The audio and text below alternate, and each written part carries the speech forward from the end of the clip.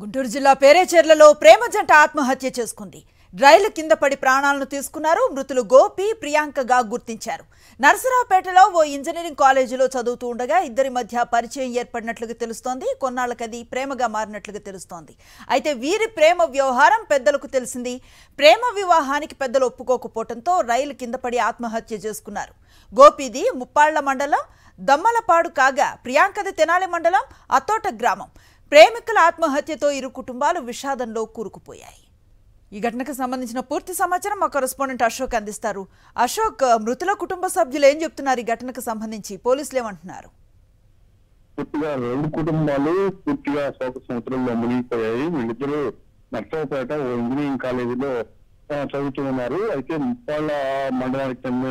ముప్పాళ్ల మండలం దమ్మాలపాడికి చెందిన దోసి, అలానే తెనాలి మండలం అత్తోట గ్రామానికి చెందిన ప్రియాంక వీళ్ళిద్దరూ కాలేజీలో చదువుతూ ప్రేమించుకుంటున్నారని స్నేహితులు చెప్తున్నారు. అయితే ఇద్దరు తమ ప్రేమ వ్యవహారాన్ని ఇంట్లో చెప్పారు, కానీ పెద్దలు ఒప్పుకోలేదు. అందుకే ఎంత దారుణానికి ఒడిగట్టారని కూడా స్నేహితులు చెప్తున్నారు. అయితే పేరేచెర్ల రైల్వే స్టేషన్ సమీపంలో ఇద్దరు రైలు కింద పడి ఆత్మహత్య చేసుకున్నారు. దీంతో పూర్తిగా రెండు కుటుంబాలు శోక సముద్రంలో మునిగిపోయాయి.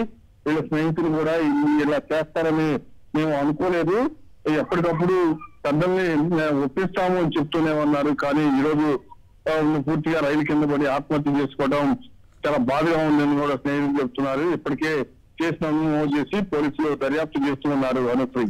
Right, thank you Ashok.